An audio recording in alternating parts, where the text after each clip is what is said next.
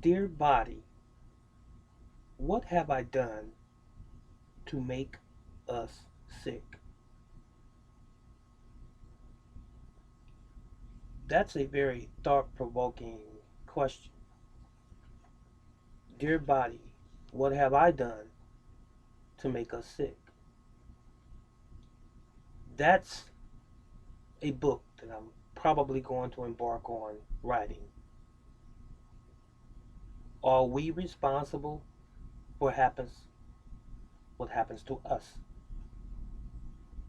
You see, ever since we were children, we have observed all manners of illness, disease, cancer, physical afflictions, mental illness, and just the whole gamut as it relates to our physiology is concerned from a negative standpoint. We think oftentimes it's something we're born with, it's hereditary, and sometimes as we age, it's just simply associated with age. To get sick, that is, to have certain illnesses and physical maladies. But is that really true?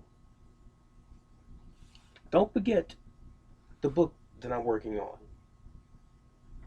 and the question that I asked. And I'm going to ask it again. Dear body, what have I done to make us sick?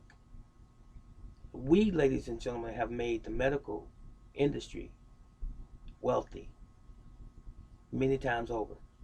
The pharmaceutical companies wealthy many times over.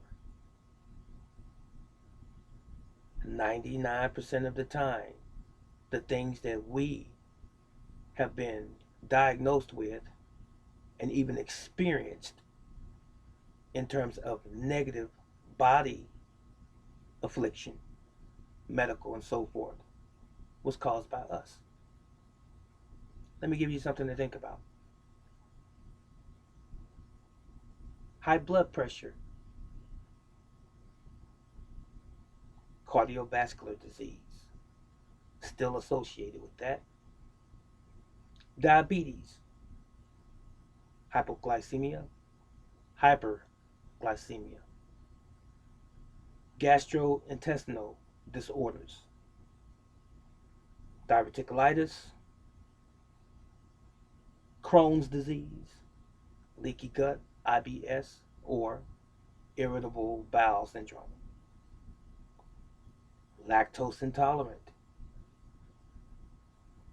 autoimmune disease, lung cancer, and other respiratory disorders and diseases, dementia, short term memory loss, Alzheimer's, for example, and even Parkinson's disease, chronic overweight or obesity, morbid obesity, arthritis to include osteoarthritis, gout, rheumatoid arthritis, and the list of conditions that human beings are plagued with goes on and on and on. Now, let me give you this disclaimer. By no means am I saying there are not some diseases and or conditions that people receive that were no fault of their own. There is a percentage, but believe it or not, it's very minuscule. There are some conditions and diseases and disorders and maladies that fall upon people in a smaller category.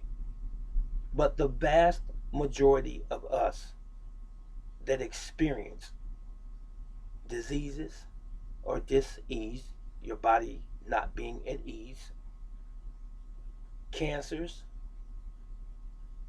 and various other physical conditions or afflictions, disorders, and such, the vast majority of these things were caused by us and our misinformation that's been disseminated to us throughout our lives, our lack of study of ourselves and the environment in which we live, and the foods and the water, the beverages that we put in our body, the chemicals that we put in and on our bodies. And I left out alcoholism too, because that causes certain conditions in the body too. Cirrhosis of the liver is one. Liver cancer. Drinking alcohol in excess. That's another one that I didn't mention. And not to mention also cigarette smoking as being one of the culprits in lung disease, lung cancer. Even though other things outside that are chemically created and or induced lung disorders as a result of coal lungs. People who used to work in the coal mines, they had lung cancer from that, breathing in coal dust many, many years ago. Not to mention people who were exposed to Agent Orange during the Vietnam era.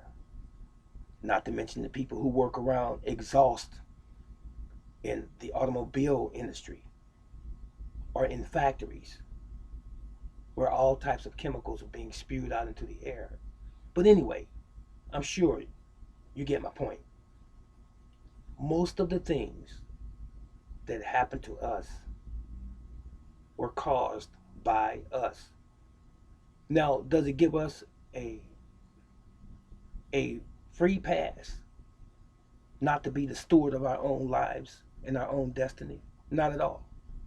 What I've come to realize, and this is very sad, and that is that most of us don't want to work for our own cure. We don't want to.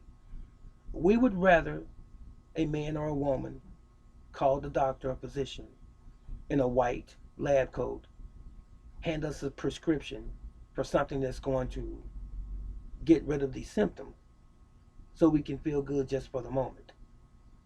But the underlying problem is still there. Causation. What's causing your condition? What's at the root of the condition? What is the origin of your condition? When you find out what's causing the problem, resolve what's causing the problem, and the problem will go away. Isn't that fair? But you know what? That is so brutally honest and so brutally direct. We can't seem to get it because it makes too much sense. If you have a headache and you take a pain pill, an aspirin, or a Tylenol, the headache goes away temporarily. The pain pill, the Tylenol, all it did was stop the receptors in your brain from saying that you're experiencing pain. So it masks the pain. But the problem, whatever caused the pain, is still there. When you address what's causing the problem, then you get rid of the problem. That's everything. Not just medically speaking, but that's everything in your life as well. So this is some extra that I'm handing to you right now. Everything in our lives that's a problem. When we address what's causing the problem, then the problem goes away. So, for those of you that have experienced cancer, or you know someone who have experienced all manner of health issues that have plagued you, that has caused chronic pain, the answer is no further than you looking in the mirror It is you. You are the answer to your own problems, ladies and gentlemen. The real question is, what are you going to do about it? That was it. And that was all. Brother teacher. Comment section below. So long.